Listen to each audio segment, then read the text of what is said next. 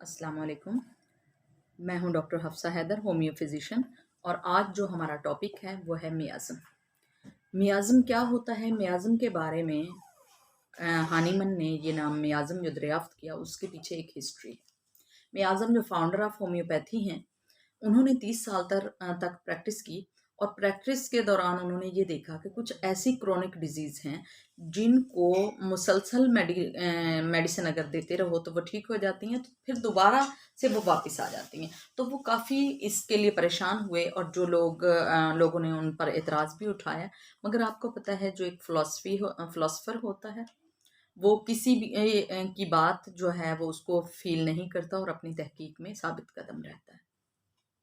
तो हानीमन ने जो उस वक्त में बीमारियां थी, जैसे कि स्कैबिस थी, शुगर थी, और जो ये थी गनोरिया। तो इसमें उन्होंने जब ये देखा कि ये ऐसी चीज़ें हैं, ऐसी बीमारियां हैं कि जब इनकी मेडिसिन दी जाती है तो ये पूरी तरह से ठीक नहीं हो पाती है, ये दोबारा से वापस आ जाती हैं। तो वो खासे वो परेशान हुए। मगर उन्होंने ऑब्जर्व किया जब कि कोई ऐसी रुकावट है, कोई कुछ ऐसा ऑब्स्ट्रैकल है इसके अंदर कि जो इसको पूरी तरह से हेल्दी नहीं होने देता। तो हानीमन ने 12 साल लगा दिए इस तहकीक में कि ऐसा क्यों होता है। तो उन्होंने पाया कि एक ऐसी रुकावट अंदर होती है, पेशेंट के अंदर होती है, जो बीमारी को सही तरह से ठीक नहीं होने देती। उस रुकावट का नाम उन्होंने मियाज़्म का दिया। मियाज़्म को अगर लफ्जी मतलब के हिसाब से देखा जाए तो स्टिग्मा इसका मतलब होता है, यानी कि चिपकने वाली जो चीज़ होती है वो।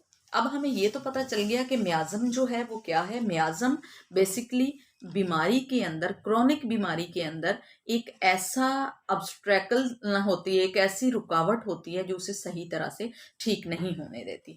तो हानीमन ने एक ग्रुप तश्कील दिया, ग्रुप ऑफ पेशेंट का, कि सबको जो बीमारी थी तो उसके सिम्टम सेम थे। उनकी हिस्ट्री जब ली गई तो सब की हिस्ट्री सेम थी। यानी अगर किसी को खारिश हुई है बचपन में, या बहुत साल पहले खारिश हुई है, स्कैबिस हुई है, या रिंग वॉर्म हुई है, तो उसके बाद उन्होंने जब वो दवाई ली तो वो दाने तो दब गए, वो खारिश तो ठीक हो गई, मगर बाद में वो बीमारी जो बनी वो अस्थमा बन गया। और अस्थमा जो था वो मुस्तकिल रहा और वो किसी चीज़ में भी ठीक नहीं हो रहा था। तो हानीमन ने दवाई जो इसके लिए मेडिसिन दरियाफ्त की, वो एंटी मियाज़्म मेडिसिन भी थी, जिनको अगर दिया जाए, मेडिसिन दी जाती थी, तो वो लोग ठीक हो जाते। तो उन्होंने मियाज़्म की जो दर्जाबंदी की वो 3 सूरतों में की। एक का नाम जो है वो सोरा, सिफिलिस और साइकोसिस है।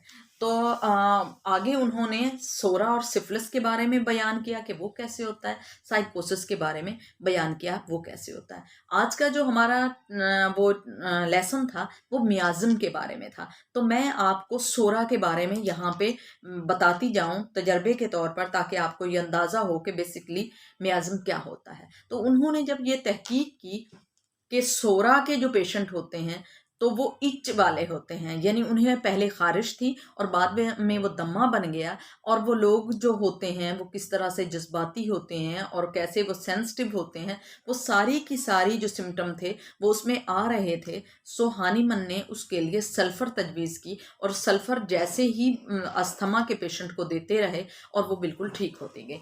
तो तब उन्होंने इस बात को दरियाफ्त किया कि मियाज़्म होते हैं, और मियाज़्म 3 तरह के होते हैं। जो सोरा मियाज़्म होता है, उसका जो पेशेंट होता है वो उसको खारिश होती है, स्किन उसकी बहुत ही खुश्क होती है, उसको दमा भी मोस्टली होता है।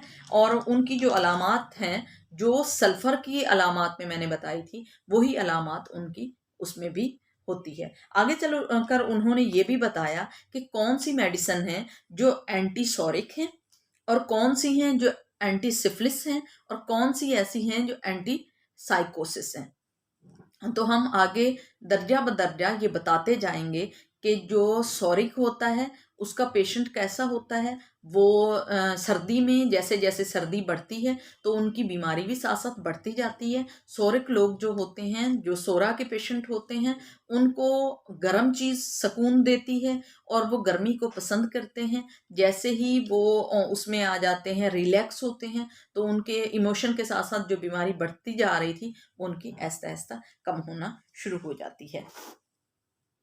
तो इस तरह से ये साबित हुआ कि जो क्रोनिक डिजीज़ हैं उनके अंदर जब भी उनकी हिस्ट्री ली जाए तो देखा जाए कि उनके अंदर कौन सा मियाज़म है, तो वो जब डॉक्टर जो है वो मियाज़म को पा लेता है तो डेफिनेटली आसान हो जाता है कोई भी मेडिसिन रिकमेंड करने के लिए। तो आगे हम जो है वो इसकी दर्जाबंदी करते हुए जो बाकी टॉपिक्स हैं वो हम बाद में देखेंगे इंशाल्लाह।